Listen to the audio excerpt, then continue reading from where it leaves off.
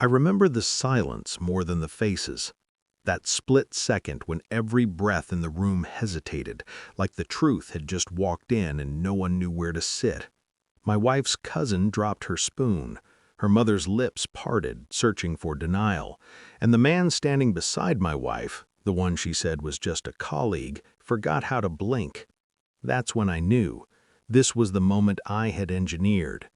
The living room smelled like cardamom tea and rehearsed smiles, family gathering, soft lights, white curtains that moved like they were trying to escape.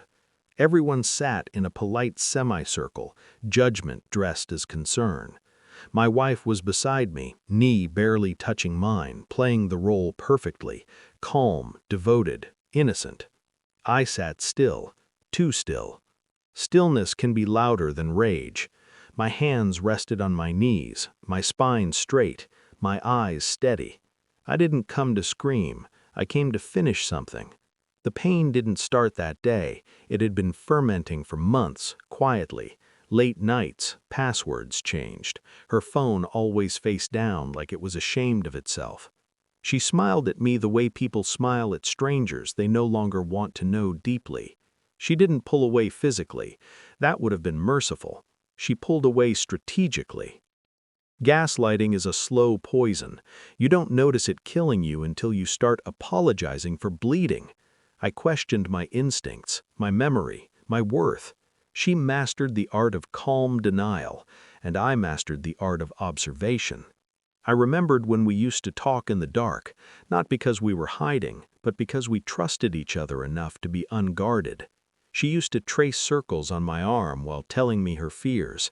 I used to believe I was her safest place. That version of us didn't vanish overnight. It was dismantled, piece by piece.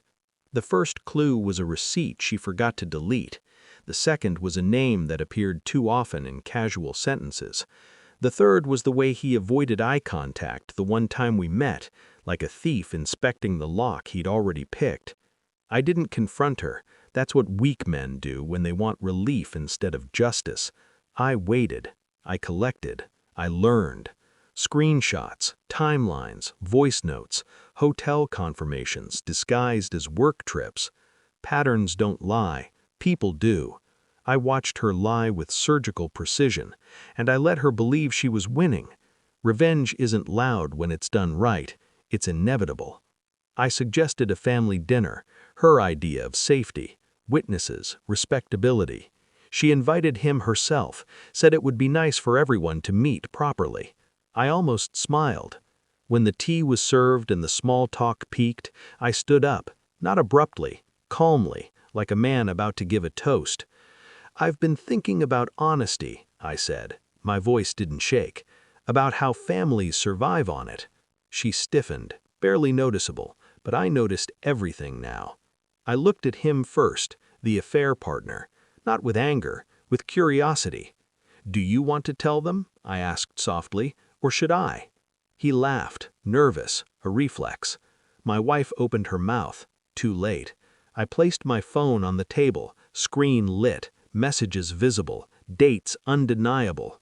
I didn't explain, I didn't accuse, I let the evidence breathe. Her relatives leaned in, silence curdled. Her mother's face collapsed inward. Her father didn't look at her, he looked at the floor. And him? He shrank. I turned to him then, my voice dropped, controlled, surgical. "You were a guest in my life," I said, "and you mistook access for permission." I revealed his workplace complaint, the one already filed, the mutual friend who knew, the timeline that exposed he wasn't special, just convenient. He tried to speak. I raised a finger. That single gesture held more authority than shouting ever could. "You don't get a defense," I said. "You get exposure." My wife cried, real tears this time, but tears are cheap when truth arrives late. I didn't yell at her. I thanked her. "For teaching me," I said, looking straight at her, "that loyalty should never be begged for." I walked out before anyone could stop me, not because I was running, because I was done. In the weeks that followed, the fallout was precise. Divorce papers, public explanations she couldn't control, him transferring cities, her relatives no longer calling me with concern, but with apologies. I slept better than I had in months, not because I won, but because I reclaimed myself. Betrayal breaks men who need closure from others. It sharpens men who learn to give it to themselves. I didn't destroy them with my hands, I dismantled them with truth. And the quiet that followed? That wasn't emptiness, that was peace, earned, unshared, and permanent.